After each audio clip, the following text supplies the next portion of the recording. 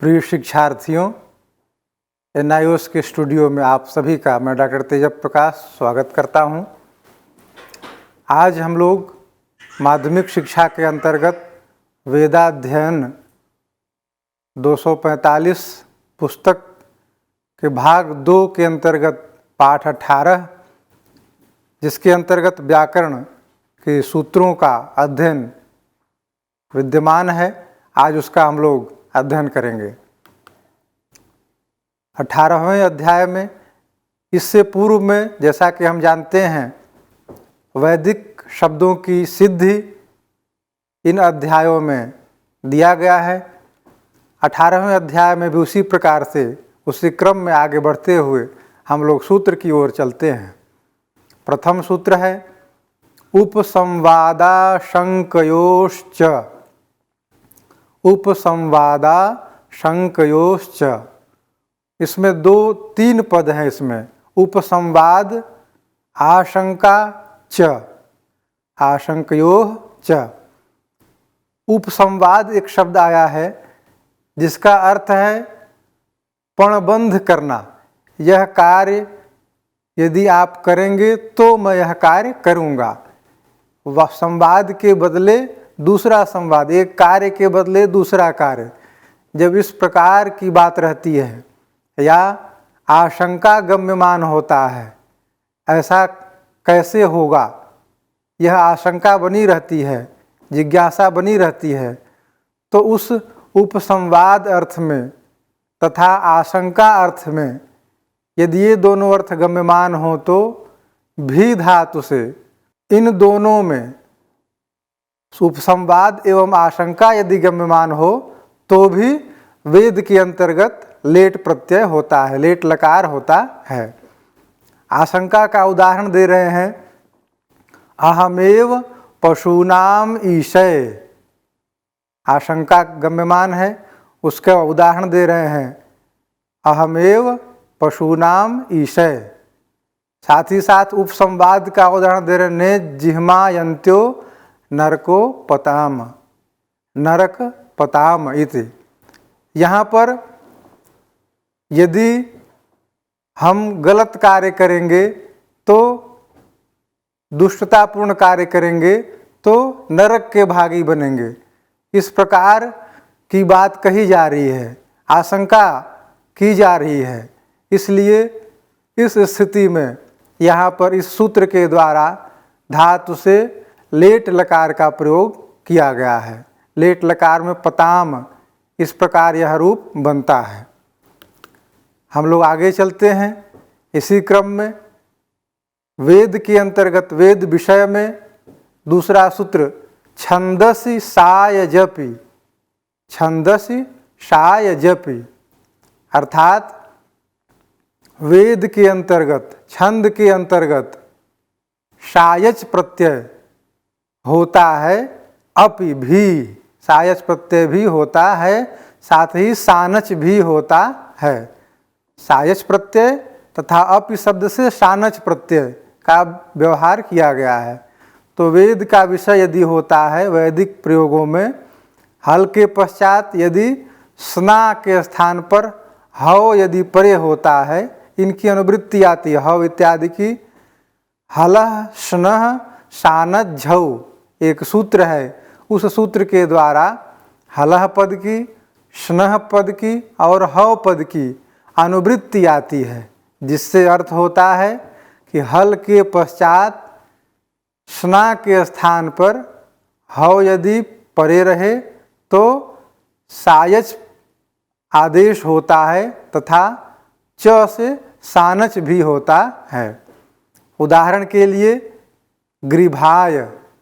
ग्रीभाय यह शब्द है जो कि ग्रह उपादाने धातु से ग्रहण करना, इस अर्थ को बोधित करता है।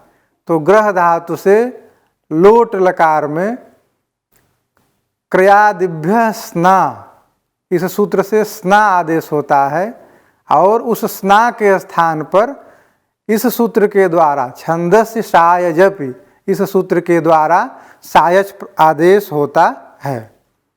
तो इस प्रकार से ग्रीभाय यह रूप बनता है। आगे देखते हैं, अगला सूत्र है व्यत्ययो बहुलम।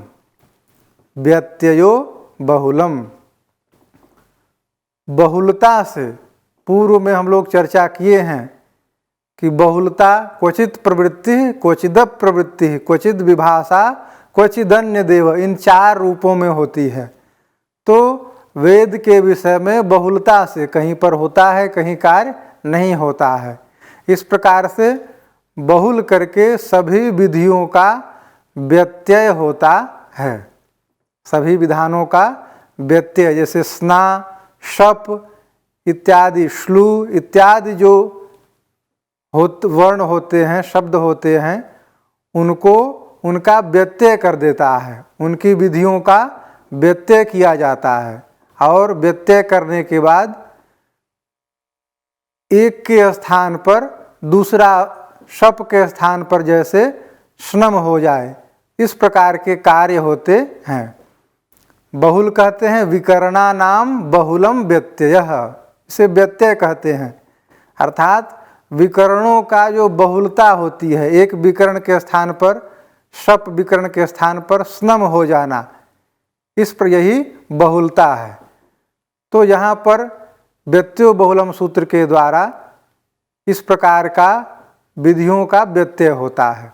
उदाहरण जैसे भेदति, यहाँ पर भिद, भिदिर आवरणे, भिद धातु से यहाँ पर देखते हैं कि लट लकार में लटादि जो कार्य होते हैं, तिपादि कार्य, वो होते हुए और रुधादिभ्य स्नम से श्रम प्राप्त था, लेकिन उस स्नम विकरण को बाधित करके इस सूत्र के द्वारा शप प्रत्यय हो जाता है। शप व्यत्यय होकर के शप प्रत्यय हो जाता है और भिद शप का स्वपावित होकर भिद अति स्थिति में गुण इत्यादि कार्य हो करके और उसके बाद उसको एकार हो करके भेदति यह रूप सिद्ध होता है। जबकि स्नम कर देने पर भिन्नति, यदि यहाँ पर विधियों का व्यत्यय नहीं होता तो स्नम ही रहता तो भिन्नति यह रूप सिद्ध होता।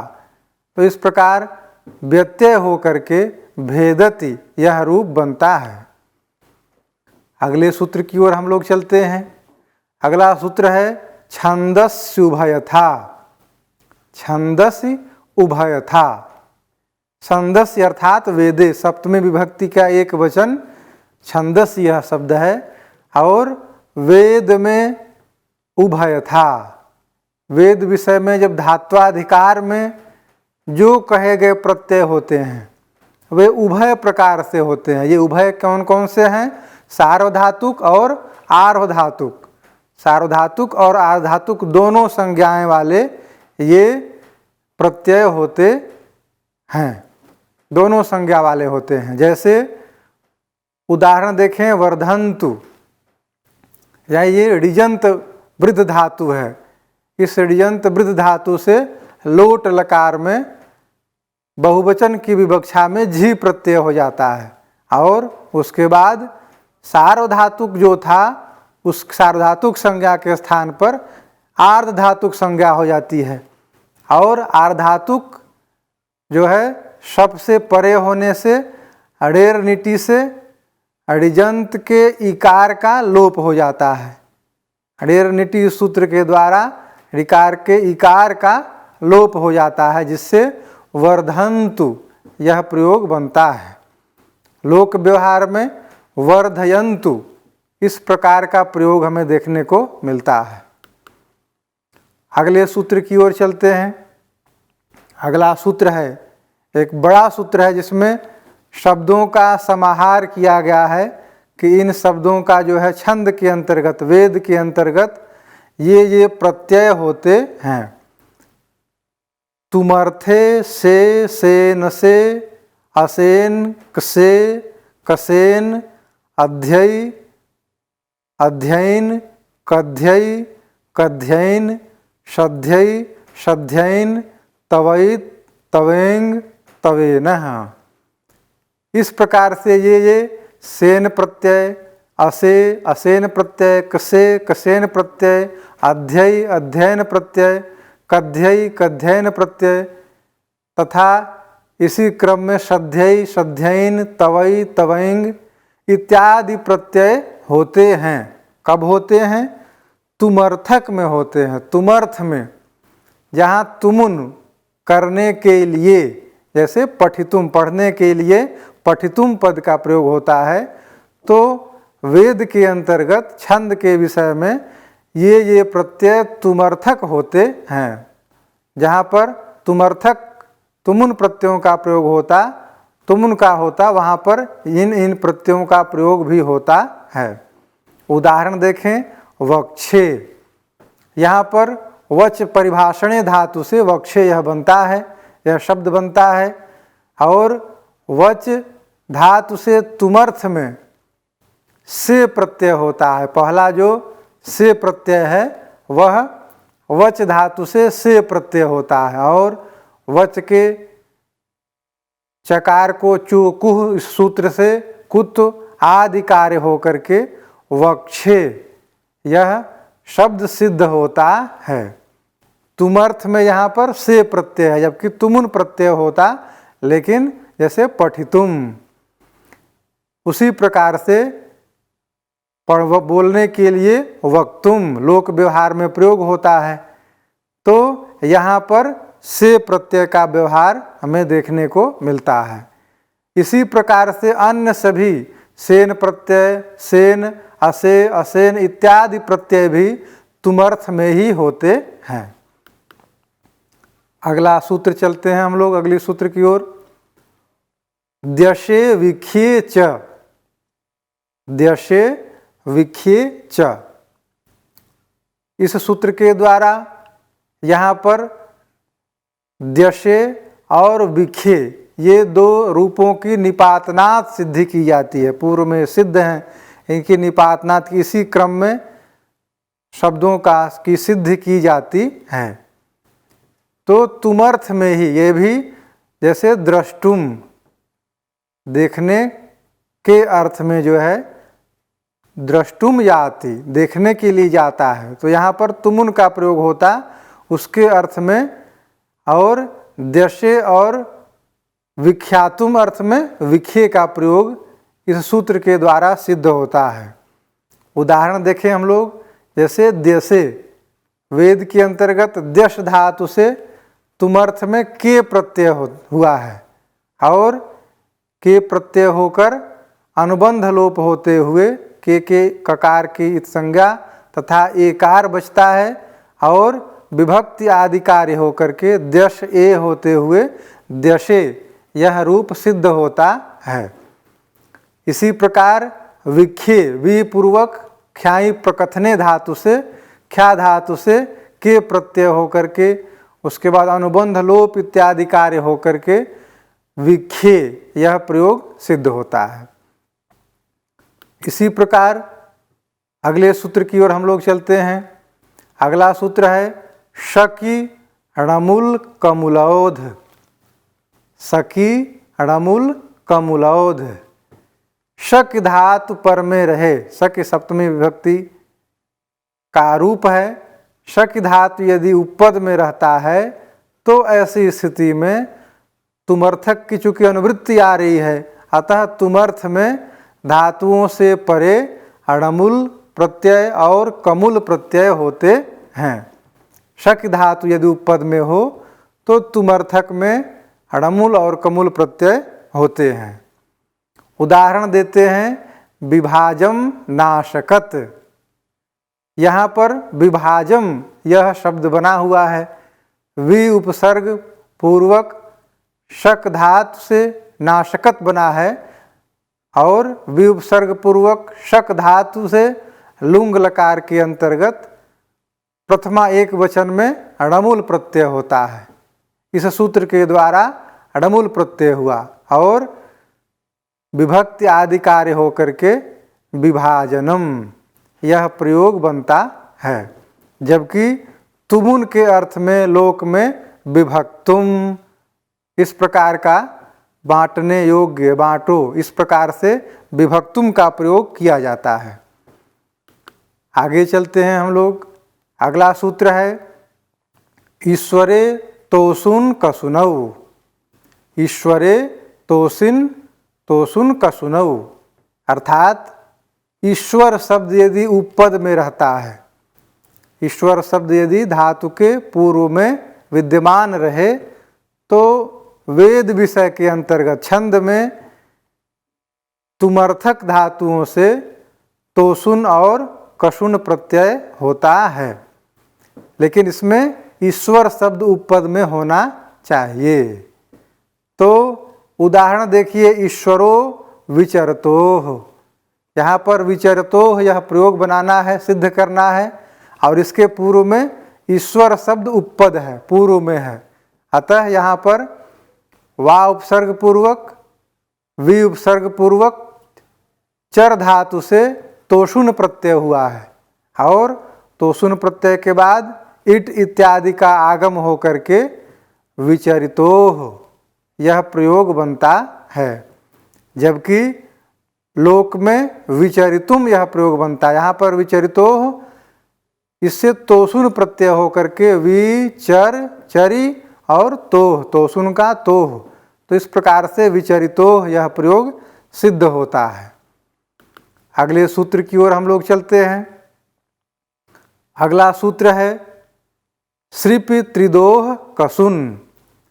श्रीपि त्रिदोह कसुन, यहाँ पर त्रिद धातु और श्रीप धातु, इन दोनों का यदि प्रसंग आता है तो तुमर्थक में, तुमर्थ में कसुन प्रत्यय का विधान होता है, और यह विधान भी पूर्व की भांति वैदिक शब्दों में वेद विषय में होता है।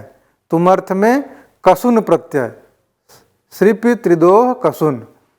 उदाहरण देखिए, विश्रिपः, वि उपसर्ग पूर्वक श्रिप धातु है, और इससे भाव लक्षण में तुमर्थ में इस सूत्र के द्वारा श्रीपि त्रिदोह कसुन, इस सूत्र के द्वारा कसुन प्रत्यय होता है, और कसुन प्रत्यय होकर के विश्रिप अस बचता है, ककार का लोप होकर के ककार नकार का अस बचता है।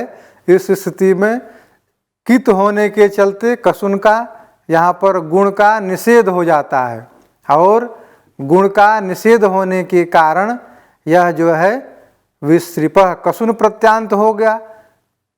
अतः कसुन प्रत्यांत होने के कारण और कृदंत होने से विभक्ति आदि कार्य होकर के विश्रिपः, विश्रिप, और यहाँ पर इस सूत्र के द्वारा कसुन प्रत्यय, तो विश्रिपः यह प्रयोग बनता है।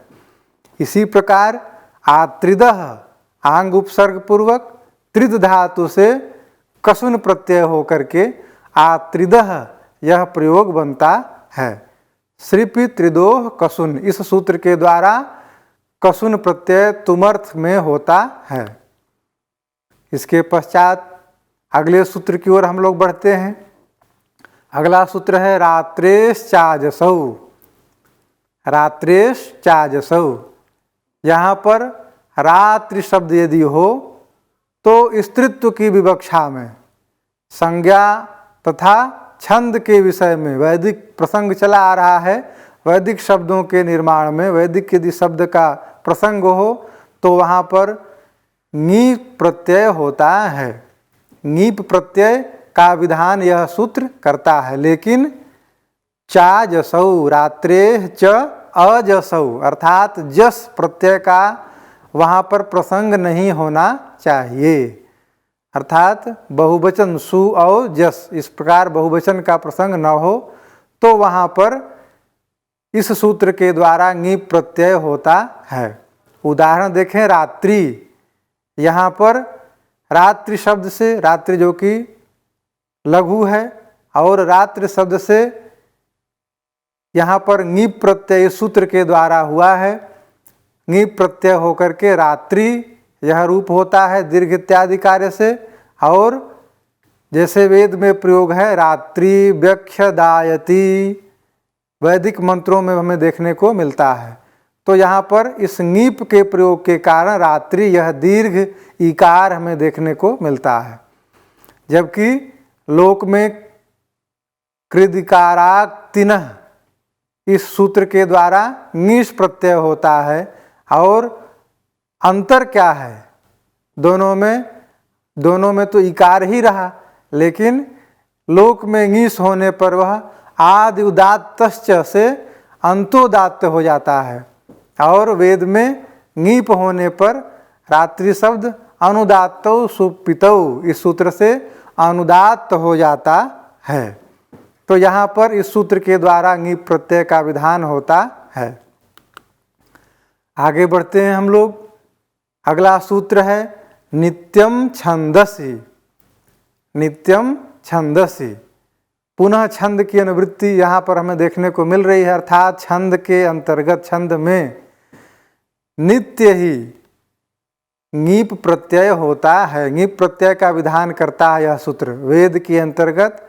कब? जब बह्वादिगण में पठित अनुपसर्जन वाले प्रातिपदिक हों तो ऐसे में नित्य ङीप प्रत्यय का विधान होता है। उदाहरण बह्वी, यहाँ पर बह्वी बहु शब्द से बनता है, तो यहाँ पर ङीष प्रत्यय हो करके और बह्वी यह शब्द बनता है। लोक में वो तो गुणवचनात् यह सूत्र है, इस सूत्र से वैकल्पिक ङीष हो करके और बह्वी और बहु ये दोनों रूप बनते हैं। इस प्रकार से नित्यम छंदसि के द्वारा ही बह्वी यह शब्द सिद्ध होता है। अगला सूत्र हम लोग चलते हैं अगले सूत्र की ओर। अगला सूत्र है भुवश्च। भुवः च, दो पद हैं। इसके अंतर्गत वेद के विषय में यदि स्त्रीत्व की विवक्षा हो तो वहाँ पर भुवः अर्थात भू धातु से शब्दांत जो प्रातिपदिक हैं उनसे ङीष प्रत्यय का विधान होता है। भू धातु से ङीष प्रत्यय का विधान किया जाता है। उदाहरण जैसे विभ्वी और प्रभ्वी, यहाँ पर विभ्वी वि उपसर्ग पूर्वक भू धातु है और विप्रसंभ्यो ड्व संज्ञायाम इस सूत्र के द्वारा डू प्रत्यय हुआ है।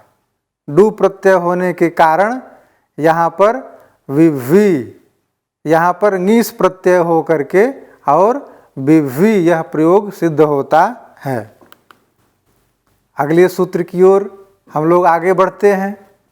अगला सूत्र है दीर्घ जिह्वी च छंदसि। दीर्घ जिह्वी च छंदसि, यहाँ दीर्घ जिह्व शब्द है। यदि दीर्घ जिह्व की स्थिति आए तो इससे पूर्व में स्वांगात चोपसर्जनात् असंयोगोपधात इस सूत्र के द्वारा ङीष प्रत्यय प्राप्त था। तो प्राप्ति के अभाव में वहाँ पर अप्राप्त था, प्राप्त नहीं हो रहा था। उसके अभाव में इस सूत्र के द्वारा जो कि असंयोगोपध में ही ङीष प्रत्यय का विधान करता है। पुनः इसको समझें। जैसे दीर्घ जिह्वी यह शब्द है, दीर्घा जिह्वा यस्याह, इस प्रकार की इसमें बहुब्रीहि समास के अंतर्गत ङीष प्रत्यय का विधान नहीं हो पाता है। जो स्वांगात चोपसर्जनात् असंयोगोपधात इस सूत्र के द्वारा, क्योंकि वहाँ पर उपधा में संयोग है, उपधा में संयोग का विधान है, वहाँ पर संयोग है दिखाई पड़ता है। इसलिए उससे असंयोगोपध में ही स्त्री प्रत्यय जो ङीप प्रत्यय है वह होता है। इसलिए ङीष प्रत्यय का विधान करने के लिए इस सूत्र को रखा गया कि ऐसे स्थल जहाँ पर असंयोगोपध भी हो वहाँ पर जो है ङीष प्रत्यय का विधान होता है। इस सूत्र के द्वारा असंयोगोपध में ही ङीष प्रत्यय का विधान किया जाता है। जैसे दीर्घजिह्वी, यहाँ पर दीर्घजिह्व दीर्घाजिह्वा यस्याः, इस विग्रह में बहुव्रीहि समास के अंतर्गत नीस प्रत्यय का विधान न होने पर इस सूत्र के द्वारा विधान किया जाता है। और यहाँ पर दीर्घजिह्वी, दीर्घजिह्व से दीर्घजिह्वी, यह नीस प्रत्यय से युक्त शब्द बनता है। अगले सूत्र की ओर हम लोग चलते हैं। कद्रु कमंडलवो छंदसि, कद्रु कमंडलवो छंदसि। कद्रु शब्द और कमंडलु शब्द यदि प्रातिपदिक परे में हो तो वेद के अंतर्गत स्त्रीत्व की विवक्षा में ऊंग प्रत्यय होता है। यह ऊंग प्रत्यय का विधान सूत्र करता है। जैसे कद्रुः, यहाँ पर कद्रु यह ह्रस्व उकार है, उसके जगह पर स्त्रीत्व की विवक्षा में इस सूत्र के द्वारा कद्रु कमंडलवो छंदसि, इस सूत्र के द्वारा ऊंग प्रत्यय हुआ है। अनुबंध लोप इत्यादि कार्य होकर, दीर्घ इत्यादि कार्य होकर कद्रु, यह उंगंत शब्द जो है समुदाय बना। फिर जो है प्रातिपदिक ग्रहणे लिंग विशिष्टस्यापि ग्रहण, इस परिभाषा की सहायता से सु में रुत्व विसर्ग हो गया, कद्रूह यह रूप सिद्ध होता है। इसी प्रकार कमंडलूह। पुनः आगे देखते हैं इसी क्रम में यहाँ पर ठक प्रत्यय का विधान किया जा रहा है। सूत्र है छंदसि ठक, छंदसि ठई, ठई प्रत्यय का विधान है। पूर्व में ठक इत्यादि प्रत्यय होते थे, लेकिन यहाँ पर ठई का विधान है। वेद के अंतर्गत छंदसि अर्थात वेद में वर्षा आदि जो प्रातिपदिक हैं उनसे ठई प्रत्यय का विधान होता है। लोक में जबकि वर्षा शब्द से ठक प्रत्यय होता है, वर्षाभ्यस ठक, इस सूत्र के द्वारा, लेकिन यहाँ पर ठई प्रत्यय किया गया है। अब दोनों में यद्यपि ठकार ही बच रहा है तो अंतर क्या है, उदाहरण में देखते हैं। जैसे वार्षिकम, इस उदाहरण में वर्षासु भवम, इस विग्रह में वर्षा शब्द से ठई प्रत्यय हुआ है और यह ठई प्रत्यय आदि उदात्त है, जबकि ठक जो होता है वह कित होता है और कित के कारण अंतोदात्त हो जाता है। अतः यहाँ पर वार्षिकम इस प्रकार से प्रयोग बना है, ठई प्रत्यय के द्वारा ठस ठक को इक आदेश होकर के वार्षिकम। यहीं पर यह कक्षा संपन्न होती है। धन्यवाद।